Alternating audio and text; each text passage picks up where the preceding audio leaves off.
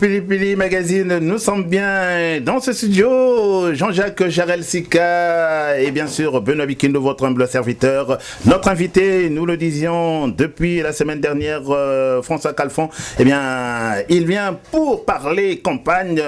Nous l'avions dit d'entrée. Nous sommes dans un véritable mano à mano sur cette, en tout cas, cette échappée vers la ligne, oui, la ligne d'arrivée pour dimanche prochain. Ce sont les régionales. Mais entre-temps, en tout cas, lui, il aura fait le grand bond en avant, peut-être pour l'ascension de la Grande Muraille, sait-on jamais. C'est François Hollande, il gagne 22 points, ça ne s'est jamais passé auparavant pour celui-ci à 50% d'intention favorable.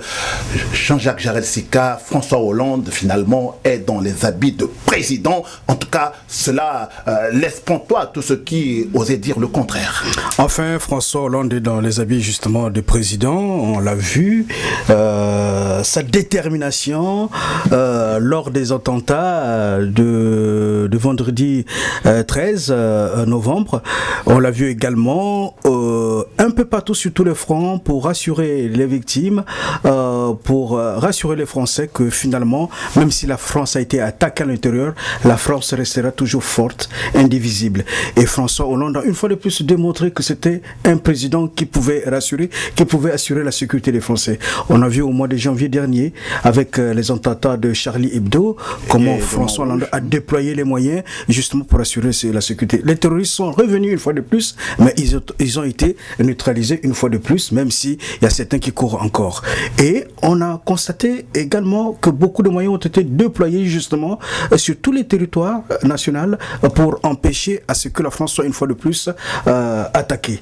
Il a pris les risques énormes pendant que les terroristes étaient encore, j'ai toujours dit, l'assassin revient toujours sur son lieu de crime. Pendant que ça a été démontré. Ah oui, et il est parti au Bataclan. Dans les parages. Il est parti au Bataclan alors que la sécurité n'était même pas assurée. Or, là, il a été démontré que le protocole, la sécurité balise d'abord le terrain. Oui. Et lorsque il n'y a pas de couac, on demande au président de la République de venir. C'est quand même le président de la France. Alors, descendre comme ça, sans des garde-fous au lieu de l'attentat, je me suis dit... Il s'est mis dans la peau du citoyen vulnérable comme tout le monde. Et bien voilà, et je pense que c'est ce qui est important. Donc du coup, ça également, ça a noté. Et puis, l'organisation de la COP 21, on n'a jamais vu ça dans le monde. Ok. Et il a réuni pratiquement plus de 150 chefs d'État et de gouvernement, et c'est une réussite. Et ce qui compte, c'est maintenant la fin justement de cette grande conférence sur le climat. Et pour paraphraser Laurent Fabius qui disait, j'attends seulement le 11 décembre prochain pour venir annoncer si simplement l'accord de Paris sera adopté. Il n'y a pas de plan B parce qu'il n'y a pas de plan B. Non, il n'y a pas de planète B. Alors, justement, vous évoquiez, Jean-Jacques Jarel Sika, le fait que le président de la République est véritablement dans les habits de chef. Mais est-ce que finalement, on n'aura pas vu qu'entre-temps, vous saviez... Vous savez ça, vous êtes trompé, Sarkozy n'a jamais fait ce qu'il est descendu dans les... Pendant qu'il était président de la République, hein, oui. Il est descendu dans les sondages, mais il n'a jamais atteint Alors, est-ce que, parlant de Nicolas Sarkozy, est-ce que finalement, l'embellie que l'on constate n'est pas due aussi au fait que un discours que l'on n'osait pas aborder, notamment la différence ou disons le rapport entre ce qui a été fait et ce qui se fait aujourd'hui, en parlant de sécurité par exemple, il y a véritablement une dépréciation de la sécurité sous Nicolas Sarkozy. Depuis le 11 septembre, tout le monde sait que l'humanité est en guerre contre le terrorisme. Et donc, quand il y a guerre, il y a mobilisation de troupes. On pas le rappel pour une mobilisation générale. Or, en France, plutôt que de maintenir les troupes, notamment la gendarmerie, l'armée, la police, au niveau de l'alerte générale, on a déprécié, on a taillé dans la police, dans la gendarmerie, dans l'armée. Est-ce que finalement, mais voilà, mais c'est ce que j'ai toujours dit. Qui a coiffé le grand-père? C'est moi. Qui a fait la touffe de cheveux sur la tête, ce n'est pas moi. Aujourd'hui, Sarkozy est responsable de tout ça. C'est lui qui diminue le nombre de policiers, des gendarmes, ainsi de suite. Aujourd'hui, c'est encore même lui dans qui les, dit... les renseignements. Même des renseignements, à tous les niveaux. Au niveau là, juste partout. Aujourd'hui, c'est lui qui fait des leçons. Mais attendez, arrêtez quand même. Alors donc finalement, les Français commencent à depuis quand il a l'opposition, il y a un discours politique qui peut être... Depuis quand Sarkozy a l'opposition? il vient à peine de quitter le pouvoir. Donc c'est pas lui de faire de leçons à François Hollande. Alors, le chômage, la sécurité, tout ça, mais franchement, mais il a laissé tout.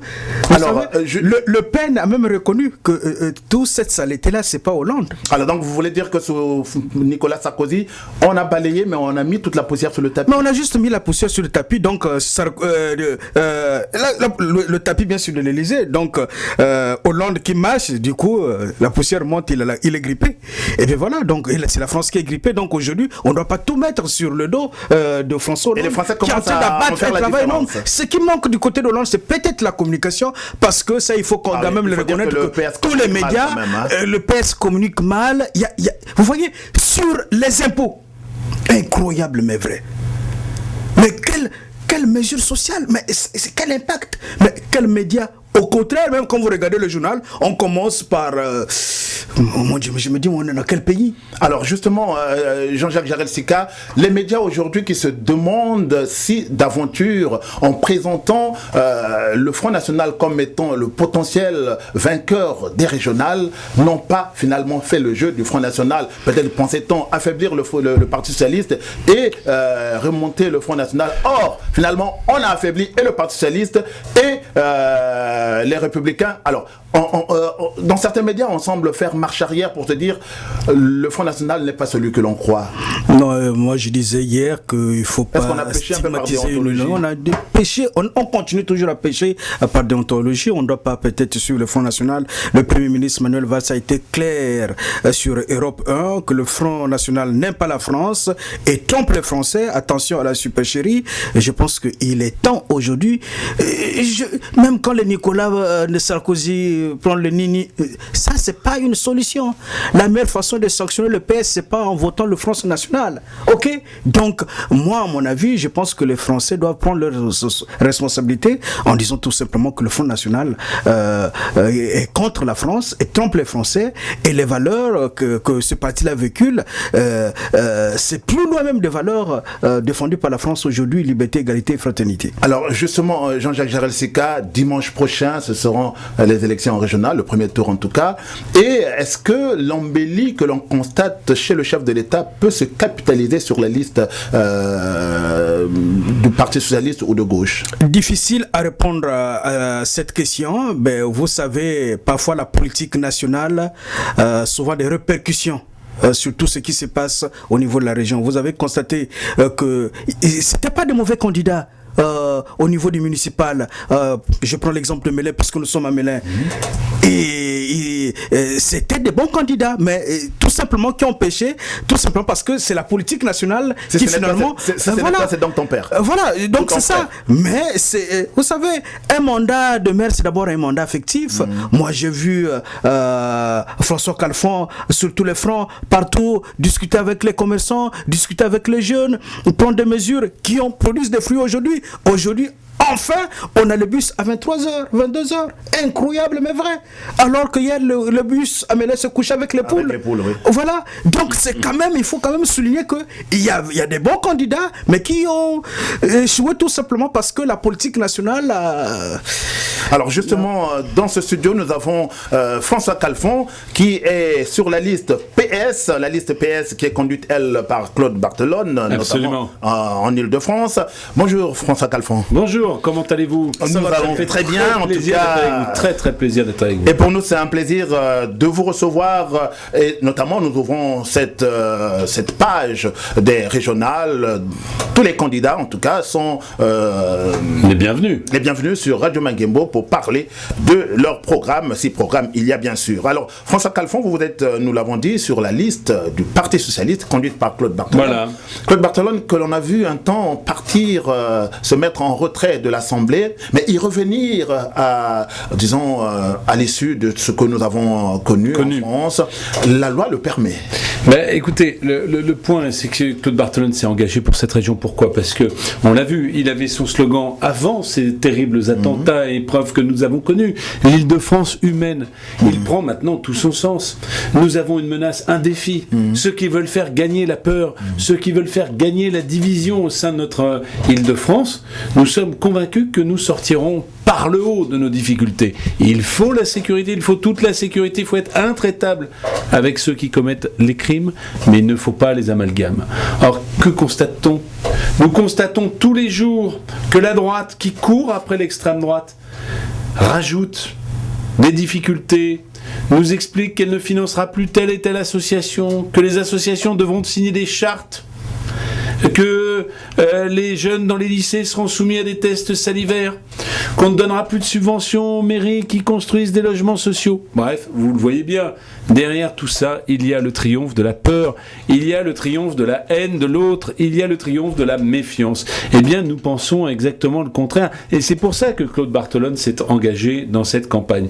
L'Île-de-France, c'est quoi ? C'est la région la plus riche de France, 12 millions d'habitants, une croissance qui est d'1 point supérieure à la moyenne nationale, un chômage qui est d'1 point inférieur, avec des zones les plus riches de France, Neuilly-sur-Seine, pour ne pas le nommer, qui est la ville la plus riche de France, et des zones à quelques kilomètres de là, qui sont les plus pauvres de France. On pourrait parler de notre Seine-et-Marne. Vous allez à Boissy-la-Bertrand, à Bois-le-Roi, à Fontainebleau. Vous avez beaucoup de gens qui... Seine-et-Marne, pourrait-on dire le poumon vert de l'Île-de-France. Le poumon vert, mais en même temps, les lieux de disparité. Nous sommes ici dans le nord de Melun. Et dans le nord de Melun, nous connaissons des difficultés. À côté de ça, il y a des emplois qui nous attendent. Eh bien, nous proposons d'ouvrir, je suis tout de suite dans le programme, une université des métiers pour permettre aux jeunes des quartiers nord de Melun de pouvoir travailler dans le secteur aéronautique. On va parler justement de ce programme. Alors, on sait que la région Île-de-France vous échoue jusqu'au 13 décembre, parce que c'est vous qui en avez la gestion, notamment à travers Jean-Paul Luchon, qui passe la main. Alors, beaucoup de choses ont été faites. Alors, je vais répéter. Qu'est-ce qui n'a pas été fait, ou qu'est-ce qui va changer par rapport à ce qui a été fait, ou bien y aura-t-il des Prenons d'abord la question d'Élise. Nous avons Élise Nzouzi, sans doute, qui va poser une question. On va répondre à Élise. Allô, Élise. Allô, bonjour. Bonjour, Élise. Bonjour, monsieur Calfon. Bonjour, Élise. Voilà. Bonjour, monsieur Calfon. Moi, il ne s'agit pas d'une critique, mais il s'agit plutôt d'un constat. Aujourd'hui, Marine Le Pen, tout comme toutes les tendances d'extrême droite ou des droites dites dures, prennent de l'envolée dans les élections. Or, quand on analyse très bien la situation, il s'agit bien de M. Sarkozy qui avait supprimé les 6 000 postes de proximité créés à l'époque de Jospin. Jospin, oui, Lionel Jospin. Il s'agit de M. Sarkozy qui avait supprimé les renseignements généraux pour les remplacer par un service inefficace qui était plus à s'occuper des affaires privées. De la bureaucratie. Et madame a raison, des affaires privées, de surveiller les uns les autres sur leurs us et coutumes. Il s'agit bien de Marine Le Pen qui est contre les rôles, de Marine Le Pen qui a refusé de voter le PNR qui était quand même une sorte de sécurité pour ceux qui prenaient des avions. Il s'agit bien de Marine Le Pen et de son groupe qui avait refusé à l'Assemblée d'accorder le plus de crédit pour les renseignements. Alors, comment expliquez-vous que malgré tout cela, ce parti soit aujourd'hui, les vents en poupe, sitôt après les attaques les attentats qui viennent de se passer, et à cause de cela, peut-être, ces partis qui ne sont pas inscrits dans les mouvements, en tout cas, de la sécurité, d'assurer la sécurité, puissent bénéficier de cela. Et comment se fait-il que la gauche, par contre, qui est en train d'essayer de remettre tout ça en place, soit inaudible auprès des électeurs? Écoutez, c'est une excellente question, Élise. Je vous remercie vraiment de me l'avoir posée. Je profite de votre question pour vous répondre. La droite, et surtout l'extrême droite, est extrêmement mobilisée. Si vous allez sur le marché de Melun, de Damary, de toutes les villes que nous connaissons bien, eh bien, vous savez, les électeurs du Front National, ils crient haut et fort leurs convictions et leur intention d'aller voter. Moi, je lance un appel ici ce matin, et je vous inclus dans l'appel, les gens de la gauche, les habitants des quartiers populaires, ils sont toujours à trouver finalement, à aller chercher la paille dans l'œil du voisin et ne pas voir la poutre qu'ils ont dans leurs yeux.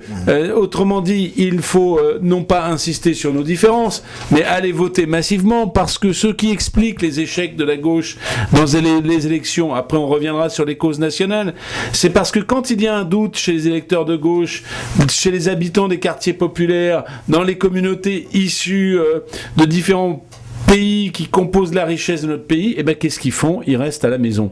Ou alors vous les appelez, il est 15h, tu dis mais tu sais, t'as pas oublié quelque chose? Ah bah oui, mais c'est les élections, j'ai oublié de m'inscrire sur les listes électorales, j'ai oublié d'aller voter. Donc moi je lance cet appel très très fortement à ceux qui vont être sanctionnés par l'arrivée de la droite au pouvoir. Je pense aux subventions aux associations, à nos radios associatives, je pense à l'aide à la petite enfance, je pense à l'aide aux clubs de sport qui vont être également sanctionnés. Je le dis très nettement, allez voter dès 8h jusqu'à 18h. Nous avons besoin de vous. Je vous réponds à votre question. Ceux du Front National n'ont pas de questions, ne se posent pas de questions comme vous les soulevez, finalement de questions existentielles. Madame Marine Le Pen s'est prononcée, vous l'avez dit, contre le PNR, qui est ce système qui permet de protéger, de partager les données qui concernent les terroristes sur les voyages en avion. Passenger Name Record. Pardon ? Passenger Name Record. Voilà, Passenger Name Record, en anglais dans le texte, par notre brillant animateur. Eux n'ont aucune espèce de difficulté. Alors maintenant, j'en reviens à une chose, il faut aussi qu'on se le dise. Il y a eu, c'est vrai, des déçus de la gauche par rapport au début de l'action de ce gouvernement, qui s'est concentré d'abord sur des questions de société, qui ont pu paraître dans nos quartiers populaires comme périphériques, et ensuite qui ont été obligés d'éponger les terribles déficits laissés par M. Sarkozy. Je le rappelle à nos auditeurs, plus de 600 milliards d'euros qui ont été laissés en déficit, qu'il a bien fallu rembourser, et qui se sont traduits par des hausses d'impôts. Donc les gens n'ont pas compris dans un premier temps. Est-ce que Jean-François Calfon, vous voulez nous... parce qu'on sait que la France que nous lègue, disons, Lionel Jospin, oui, elle est quand même à l'équilibre. Comment se fait-il que de Lionel Jospin à Nicolas Sarkozy, pratiquement, vous savez, des gouvernements de droite, on en est arrivé là? C'est vrai que ça remonte un petit peu à Mathusalem, comme on dit. Mais la première chose qu'est faite Nicolas Sarkozy quand il était élu aux responsabilités en 2007, c'est qu'il est allé voir les gens de la Commission de Bruxelles. Vous savez ce qu'il leur a dit? Le remboursement des déficits, c'est pas mon problème. Il est venu les voir pour leur dire ça. Au bout de 5 ans, il a creusé le déficit de la France de 600 milliards d'euros. Voilà la réalité de ce qu'a été M. Sarkozy. Et non content d'avoir creusé les déficits, alors que nous les remboursons, au prix de certaines hausses d'impôts, eh bien, il a supprimé des postes de fonctionnaires. Et je le dis ici, et si nous en sommes là où nous en sommes, dans l'enseignement, dans la sécurité. D'abord dans la sécurité. Oui. D'abord dans la sécurité. Il a supprimé 12 000, je le dis bien, 12 000, ça peut paraître invraisemblable, c'est pourtant la réalité de celui qui prétend être le pape de la sécurité. 12 000 postes de policiers et de gendarmes. Mais bien sûr. Ici même à Melun, notre unité de gendarmerie mobile qui est à côté du quartier Schumann a failli être sacrifiée. C'est grâce à l'action de Bernard Cazeneuve qu'elle a été maintenue. Voilà la réalité. On a finalement permis de reprogrammer, d'embaucher des professeurs, des instituteurs, alors que là encore, il y avait de véritables saignées qui ont été commises. Donc maintenant, oui, il y a une remontée du président de la République. Je parle un peu de la région Île-de-France parce qu'on a du mal. Alors justement, parlant de cette région, vous êtes aux affaires. Qu'est-ce qui manque? Eh bien, qu'est-ce qui a été fait déjà? Non, mais avant tout ça, depuis 2010, qu'est-ce que vous avez fait pour changer le quotidien des Melunais et des Seine-et-Marnais? On commence d'abord par là. Mais on va en parler. Mais parlons-en. Par exemple, tous les Melunais qui prennent le train pour aller à Paris, qui prennent leur passe Navigo, vous savez à combien il est passé le passe Navigo? 70 euros. Il était à combien avant?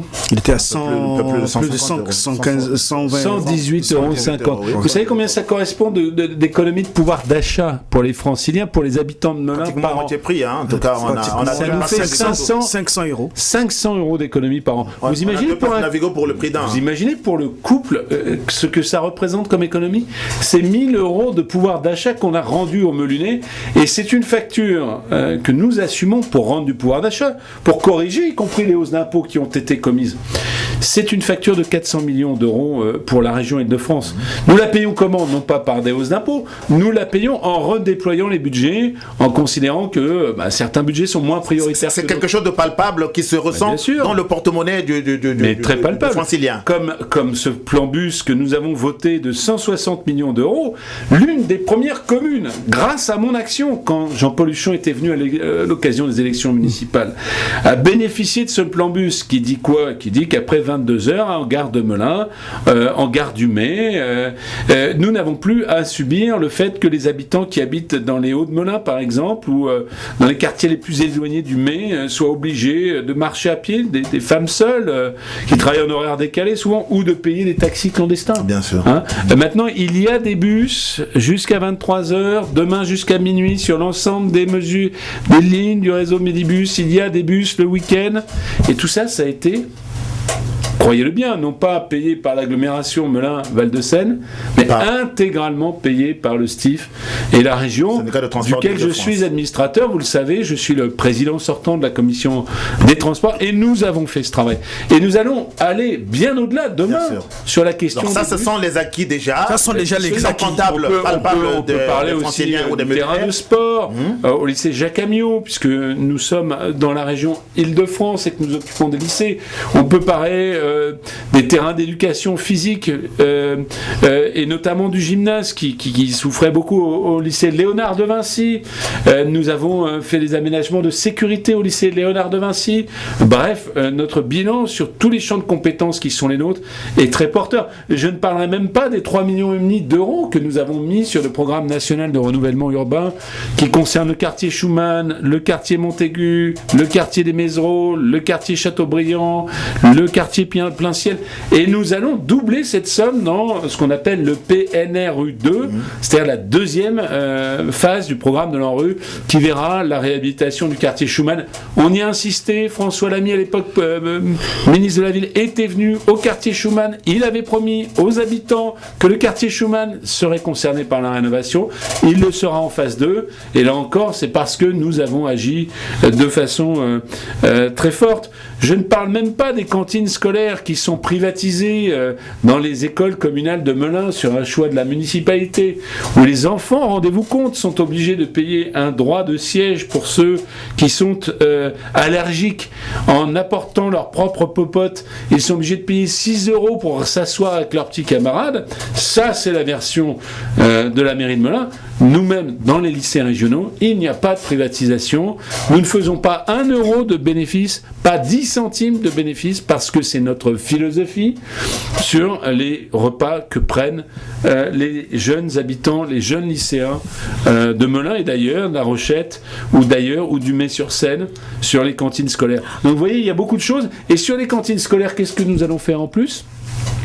Nous allons introduire ce qu'on appelle les circuits courts alimentaire. Ça veut dire quoi? Vous nous avez parlé de la Seine-et-Marne comme le poumon vert de l'Île-de-France. Eh bien, cela veut dire que les petits agriculteurs locaux qui ne font pas les céréales, mais qui font le maraîchage, vont pouvoir alimenter directement les cantines.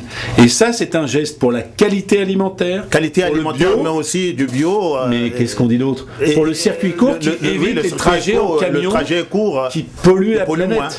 Alors, François Calfan, je pourrais parler des heures, mais vous voyez bien que le bilan, déjà, il est tout à fait impressionnant. Il est élogieux. Alors, Melun a besoin des conseillers régionaux efficaces, c'est vous qui le dites. Mais oui. Alors, si personne n'a le monopole de l'efficacité, alors quand vous êtes plus efficace par rapport aux autres candidats? Je crois que mon bilan parle pour moi. Des dossiers en souffrance, je parle des bus, je parle notamment, et on va en parler pour l'avenir, de l'aménagement de la gare, sont des dossiers qui ont avancé avec moi, de façon tout à fait évidente, sans parler des interventions auprès de tel ou tel qui ont permis, je pense à une petite PME JPB System qui est à Villaroche et qui a obtenu grâce à moi son deuxième PME qui est un prêt pour finalement permettre son développement, notamment à l'international. Nous sommes à l'écoute, nous sommes présents, vous l'avez dit tout à l'heure, je vous remercie de ce témoignage d'une presse indépendante et objective que vous représentez sur le terrain. Nous répondons à la demande sociale. Je suis efficace dans mon action de conseiller régional, également de conseiller municipal, pas plus tard qu'au dernier conseil municipal de Melun, j'ai appelé l'attention de monsieur le maire sur ses promesses non tenues. Je parle par exemple de l'aménagement du square Saint-François qui est juste à côté de nous à l'Allemont, alors que rien n'a été fait. Bon, sur l'efficacité demain, ça veut dire quoi? Ça veut dire, c'est dans mon programme, que nous allons réhabiliter ce qu'on appelle l'écotaxe poids lourd en Ile-de-France. Cette écotaxe, c'est se servir des portiques existants, de s'en servir pour taxer les poids lourds en transit, les poids lourds étrangers, et comme ça récupérer 200 millions d'euros. Pourquoi je vous parle de ça? Ça semble loin de Melun. Mais si nous activons ces portiques écotaxes, nous en placerons un sur la pénétrante, et cela permettra de désengorger le trafic des camions avenue Thiers. Voilà l'efficacité que nous appelons de nos voeux. En ce qui concerne les bus, vous avez vu que malheureusement à Montaigu, et je suis moi-même allé rencontrer les chauffeurs qui ont subi cette agression, nous allons créer une police régionale des transports. Ça veut dire quoi, la police régionale des transports? Ça veut dire que nous allons mettre des policiers assermentés avec la possibilité de palpation, de fouille corporelle, de contrôle d'identité, qui seront armés d'armes létales ou non, notamment de tonfa ou de pistolets, et qui pourront comme ça intervenir contre, il n'y a pas d'autre mot, les voyous qui importunent les citoyens qui finalement prennent les transports en commun. Eh bien demain, nous mettons cette police régionale des transports en place dans les bus en grande couronne, et nous allons doubler, rien que ça monsieur, doubler le plan bus pour la grande couronne. Ça veut dire que nous ferons aussi des bus la nuit, du noctilien de grande couronne, pôle à pôle, pour rejoindre Paris ou les grandes zones d'emploi. Sur la N104, les Seine-et-Marne Express rouleront la nuit. On pourra aller de Melun jusqu'à Marne-la-Vallée, voire jusqu'à Roissy en horaire décalé, pour que ceux qui, par exemple, auraient décroché un job sur la zone aéroportuaire de Roissy, qui est la première zone d'emploi d'Île-de-France, puissent s'y rendre en toute sérénité à toute heure. Voilà des exemples, mais on pourrait en prendre beaucoup d'autres. En tout cas, on pourrait dire que le transport, c'est un peu la colonne vertébrale de votre programme. Et ça fait partie de vos 9 engagements. Mais vous savez, mais bien sûr, mais vous savez pourquoi les transports? Parce que si vous voulez que les gens des quartiers pauvres et des quartiers riches se parlent, les gens du cœur d'agglomération et de la grande couronne puissent travailler ensemble, qu'est-ce qu'il faut? Eh bien, il faut tout simplement qu'ils puissent se déplacer. Sans que la mobilité ne soit un obstacle. C'est ce que nous allons faire. Vous m'avez parlé des transports, j'y ai beaucoup insisté parce que c'est mon cœur de compétence personnelle. On pourrait ajouter la question du logement. Nous allons ajouter plusieurs millions d'euros sur la table pour la rénovation urbaine des Hauts-de-Melun. Mais je voulais dire aussi une chose. Vous savez combien il manque de logements par an pour répondre à la crise du logement, la construction de logement en Île-de-France? Il manque exactement 70 000 logements construits par an en Île-de-France. Et vous savez ce que font les maires, les Républicains qui ont été élus aux dernières élections municipales? Est-ce qu'ils construisent les logements qu'il manque, à votre avis? Eh bien non. Payer des amendes. Et non, ils les bloquent parce qu'ils sont contre le logement social. Alors le logement social en Ile-de-France, ce n'est pas que le logement des pauvres ou des travailleurs étrangers, c'est le logement de Apparemment, ils disent qu'ils ont déjà atteint le quota, donc ça ne sert plus de construire d'autres. Non. Ceux qui bloquent le logement sont ceux qui n'ont pas atteint le quota. Le logement social concerne 6 franciliens sur 10. Et vous savez ce qu'a dit Mme Pécresse? Et là, ça concerne directement. Oui, justement. Mme Pécresse a dit que toutes les communes, entendez-moi bien, toutes les communes qui ont atteint le quota de 30% de logements sociaux, donc à Melun on n'est plus à plus de 50, vous voyez, 40, 45, 50, n'auront plus une seule subvention régionale pour la construction de logements. Donc ça veut dire par exemple, je le donne un exemple concret, que nous allons construire des logements possiblement sur la friche de l'ancien hôpital, de l'actuel hôpital qui va déménager. Ça veut dire qu'il n'y aura pas 1 euro de la région pour soutenir ce programme de logement. Eh bien, je le vis à la fois comme une aberration, car il nous faut des logements à Melun, y compris dans le cadre de la mixité, et comme un véritable scandale. Donc si nous ne voulons pas que cette région, avec Mme Pécresse, regarde dans le rétroviseur, en refusant finalement toute cette croissance qui passe par la construction et qui répond à la demande sociale, eh bien je crois qu'il faut avoir un geste responsable et se déplacer pour aller voter, car au fond la droite court après l'extrême droite et souhaiterait finalement éloigner de son regard à la fois les quartiers populaires dans lesquels nous habitons et les populations qui y habitent, surtout quand elles sont d'origine étrangère. Et donc, je le dis, il y a un véritable risque. Je vous le dis, il y a un véritable risque. Et donc, il faut se battre. Nous avons besoin de votre mobilisation. Et donc, il faut se battre, et c'est avec les auditeurs que vous entendez le faire, le temps d'une virgule, et nous allons continuer notre entretien.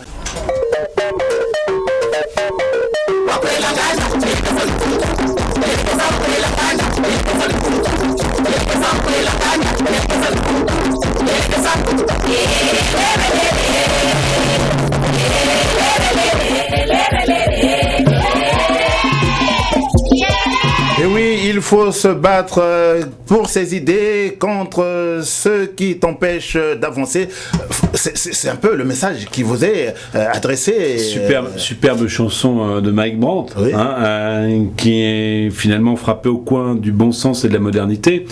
J'ai envie de dire qu'après les terribles attentats que nous avons vécus, ils voudraient, ces terroristes, ils voudraient, ces gens qui se nourrissent de la terreur, que nous restions murés, que nous soyons chez nous. Je le dis à nos auditeurs, il est plus que temps que chacun prenne la parole, parce que finalement c'est en se levant, en étant debout, en allant voter que nous finalement ferons fuir le régime de terreur, le régime de peur que vous voudrez nous imposer les uns les autres. Donc le 6 décembre de 8h à 18h, n'hésitez pas à aller voter. Le 13 décembre également, car cette région humaine, c'est des progrès pour chacun, pour le logement, pour la mobilité, pour les transports, pour les lycées.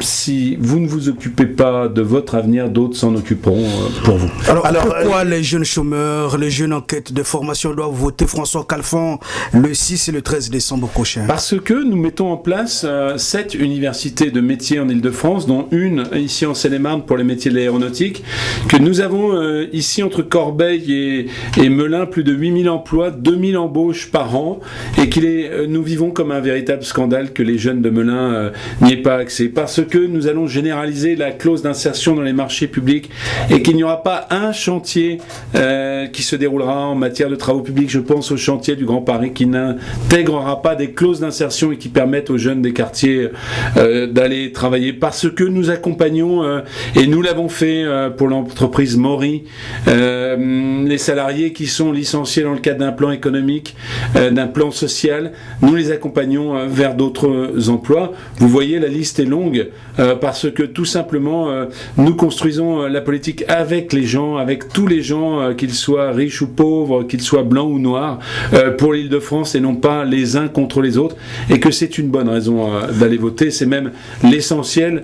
Ou alors on va encore se lamenter dans les médias de commenter la montée inexorable du Front National. Mais ne croyez pas que cette montée du Front National ne sera pas sans conséquences.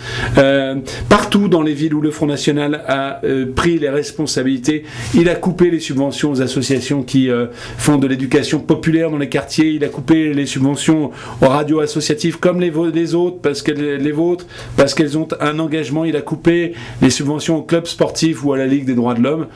Il faut donc se mobiliser. Et du côté de Béziers, dernière trouvaille, on va peut-être mettre en place une milice.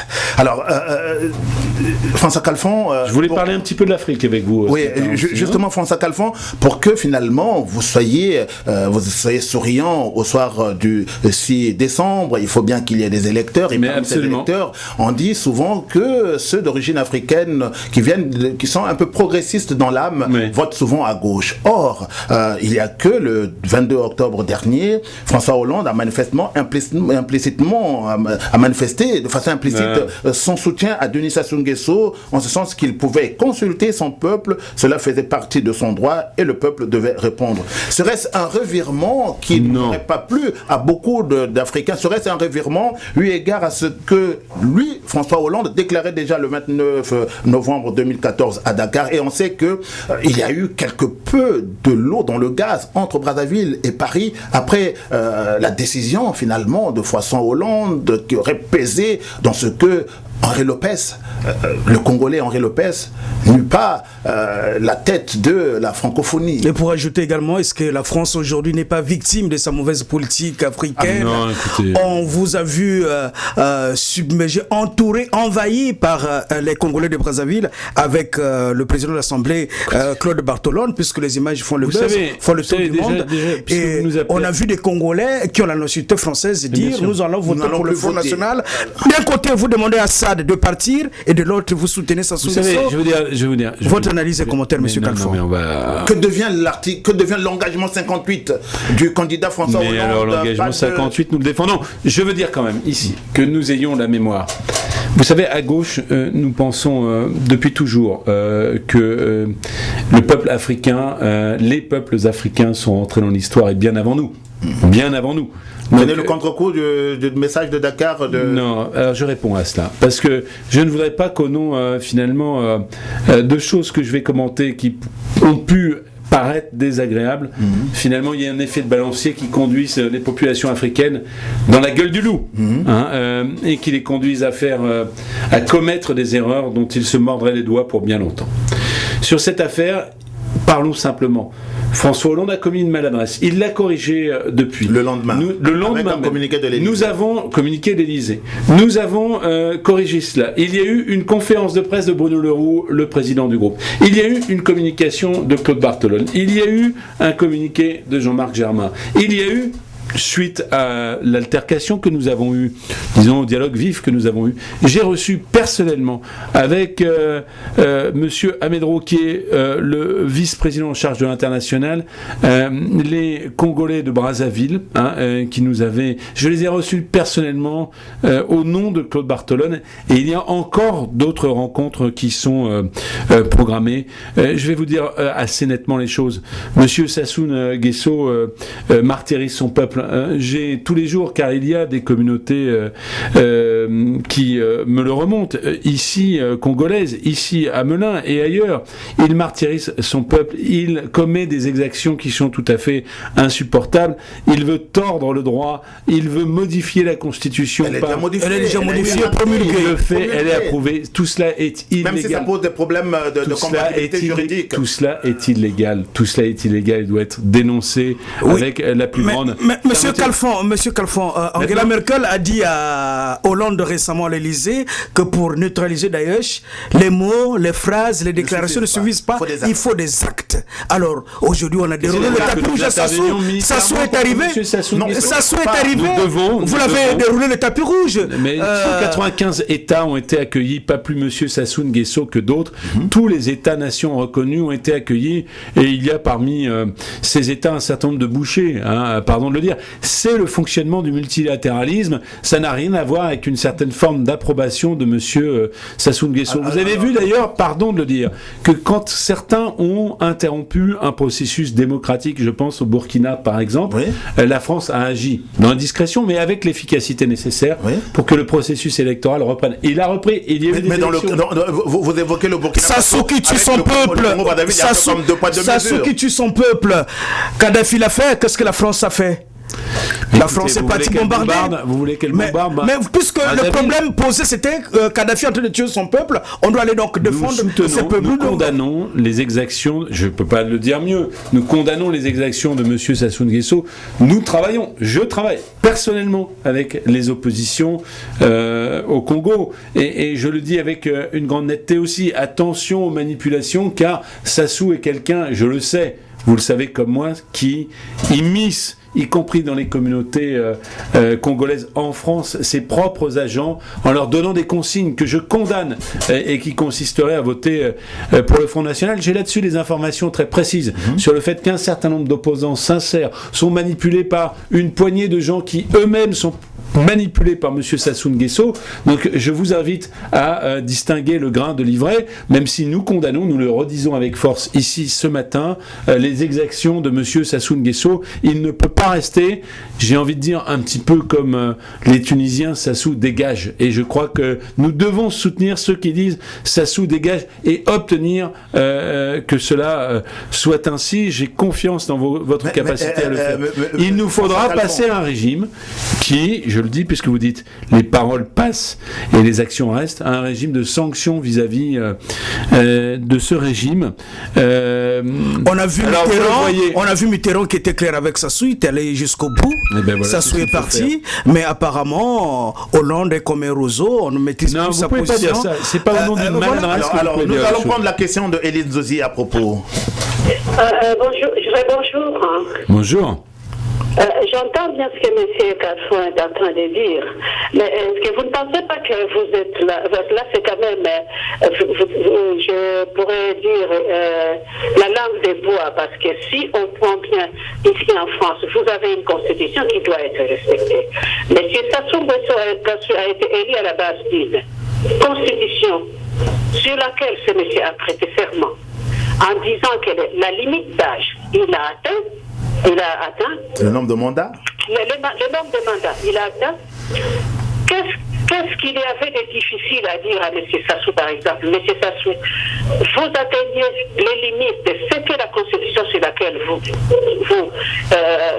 régnez aujourd'hui vous a autorisé, alors dans ce cas-là, vous partez. La même chose en ce qui concerne M. Kabila. Qu'est-ce qui vous empêche de dire à M. Kabila, vous avez une Constitution, vous n'avez qu'à vous tenir à la Constitution. Pourquoi la Constitution française ferait acte de foi, acte de base de toute démocratie, et pourquoi vous mettez-vous, par exemple, à contrebalancer, si je peux m'exprimer ainsi, les constitutions qui sont dans d'autres pays? Certainement, la vérité se cache au fin fond du prix du pétrole. Du pétrole. Non, écoutez, je crois qu'on peut pas dire ça. Ou des intérêts. Les États n'ont pas d'amis, n'ont que les intérêts. Non, je crois qu'on peut pas dire ça. D'abord, je vais redire une chose parce que manifestement, vous ne l'entendez pas. Et donc je vais la répéter. On ne peut pas se lamenter éternellement autour du lait renversé. Il y a une maladresse qui a été commise par François Hollande. Ça a été dit. Et il y a eu un communiqué le lendemain même de l'Élysée qui dit le contraire. Donc n'ayez pas la conviction que Sassou Nguesso est notre ami. Sassou Nguesso est un ennemi de la démocratie. Sassou Nguesso martyrise son peuple. Nous ne supportons pas les ennemis de la démocratie. Nous ne supportons pas ceux qui martyrisent leur peuple. Donc nous sommes contre monsieur Sassou Nguesso. Et aucune forme, et aucune espèce d'intérêt supposé du pétrole. Et je crois qu'il ne faut pas non plus rentrer dans ce type de considération. À un certain moment, c'est vrai, mais regardez par exemple, regardez par exemple au Niger, il y a eu à Arlit l'uranium et il y a eu une alternance politique et jamais la France n'est intervenue dans cette alternance politique. Voyez. Loïc, alors nous allons faire une virgule, en tout cas marquer une virgule avant de revenir.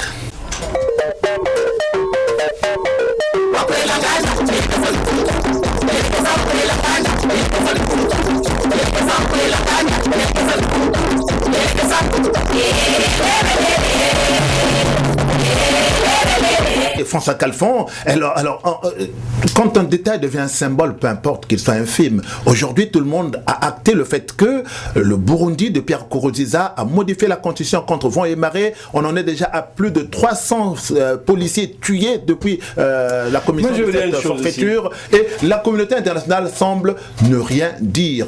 De la même façon, au Congo-Brazzaville, on a modifié une constitution qui était pourtant actée et pratiquement tout le monde est devant le fait accompli. En République démocratique du Congo, Joseph Kabila convoque un dialogue national alors que toutes les institutions sont en termes de péremption. Eh bien, personne n'ose dire quoi que ce soit. Qu'est-ce qui fait que... Pardon, mais moi j'ose le dire, donc je le dis à cette antenne. D'autres l'ont dit, je le répète, le président du groupe, le président de l'Assemblée nationale, le ministre des Affaires étrangères, un communiqué de la présidence de la République. Je ne sais pas ce qu'il vous faut. Maintenant, il faut aussi... il y a le droit du peuple à disposer d'eux-mêmes. Mais c'est très bien, moi je suis pour et je le soutiens et je n'ai pas eu, depuis que je suis rentré dans le studio, une autre parole que le soutien aux oppositions congolaises et je n'ai pas d'autre principe que celui du droit des peuples à disposer d'eux-mêmes, de la légalité internationale. Et pourtant, Chirac a fait partie du Souba. Non mais pardon, j'ai envie de dire... En tirant sur les Congolais. On va revenir aussi à un principe, parce que je crois qu'il y a une fausse route qui est empruntée. Vous pensez vraiment qu'en n'allant pas voter pour la gauche aux élections régionales, en prenant comme certains l'ont fait, et à mon avis, ils sont manipulés par Sassou. Comme non, mais ils sont manipulés. Ils sont manipulés parce que ces fausses routes de voter Front National. Est-ce que vous croyez que ça va régler les problèmes de voir la droite, les amis de M. Sarkozy qui sont liés à certains groupes que je ne qualifierais pas, mais qui ont finalement une démarche de prédation en Afrique des matières premières. Est-ce que vous croyez que les droits démocratiques seront mieux représentés si vous sanctionnez la gauche? Ou est-ce qu'au contraire, vous pensez que si nous avançons ensemble, si nous menons ces combats là-bas et ici, il n'y a pas plus de potentialité, d'opportunité pour que les choses changent? Vous avez ici quelqu'un, et vous le savez, puisque nous avons été engagés ensemble pour nos élections municipales, puisque moi-même je suis un ami des peuples africains et notamment du Congo. Est-ce que vous croyez que c'est en boudant ses amis, ceux qui sont engagés jour après jour? J'ai déjà organisé 2 rencontres avec les plus hautes autorités de l'État pour nos amis congolais. Est-ce que vous croyez que c'est en les boudant et en laissant ceux, je le répète, qui nous disaient que les peuples africains ne sont pas rentrés dans l'histoire, qui n'est autre qu'une déclaration d'un racisme le plus primaire, pardon de le dire? Est-ce que vous croyez que c'est en faisant confiance à ces gens-là que M. Sassou Nguesso sera lui-même finalement sanctionné? Moi, je ne le crois pas. Alors, François Khalfon, pour terminer, oui, justement, nous sommes en Afrique déjà, de l'Afrique d'où nous allons prendre Joseph Pouloulou. Alors, le Burkina Faso a fait une belle transition. Dendéré a voulu saper la démocratie. Il y a eu entre les deux au Burkina un coup d'État. Et ce coup d'État, la France a agi, a fait pression pour que, alors bien évidemment qu'il y avait eu... Donc on dit que la France aurait lâché Dendéré parce qu'il a beaucoup fait pour la France quand même. Mais vous voyez... on pense même que la France va les filtrer pour qu'il ne rende pas compte. Pardon de vous le dire. On ne peut pas demander d'un côté l'autodétermination des peuples, et je vous soutiens en cela, et de l'autre dire qu'à chaque mal et à chaque mot que nous constatons en Afrique, la France serait derrière de sa main invisible, de sa main de tortionnaire. Celle de la France-Afrique. Absolument, mais attention, au nom de la France-Afrique, on ne peut pas non plus finalement déresponsabiliser les uns les autres. Je crois que c'est la détermination des uns et des autres. Et moi, quand je vous parle de renverser M. Sassou Nguesso, je ne vous parle pas simplement d'une intervention par le haut, mais du soutien à la démarche que vous avez. Elle est longue, elle est difficile, et il y a des faits qui sont têtus de la part de gouvernements en Afrique qui ont tendance à finalement contrevenir aux droits de l'homme, permettre, y compris de pouvoir avec qui on aurait une sympathie à la base, permettre finalement des arrestations arbitraires, permettre des atteintes aux droits de l'homme.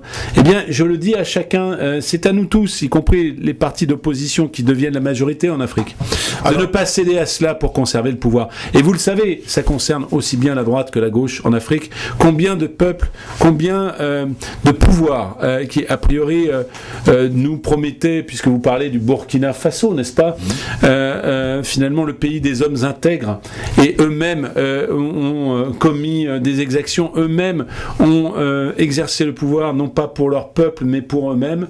Je crois que c'est une évolution sur laquelle nous devons travailler ensemble. Merci bien François Khalfon, et comme dernier mot en tout cas pour peut-être fédérer les énergies de tous les électeurs pour dimanche prochain, que leur dites-vous? Eh bien, je leur dis que, on a parlé d'une Île-de-France humaine, je leur dis que nous gagnerons tous ensemble, y compris dans les combats qui sont les vôtres en Afrique, mais aussi ici en Île-de-France, où nous perdrons tous ensemble. En tout cas, cette idée que, en choisissant le pire, on obtient le meilleur, est une idée contre laquelle il faut se mobiliser. Et j'ai entendu malheureusement un certain nombre de mots d'ordre qui ont été donnés suite à la réception démagogique de tel ou tel élu du Front National. Je vous le dis, c'est pas parce qu'on est déprimé qu'il faut aller au pire et aller au suicide. Au contraire, il faut avoir confiance dans notre capacité collective de rebond. Merci et surtout plein succès. Merci à vous de m'avoir reçu.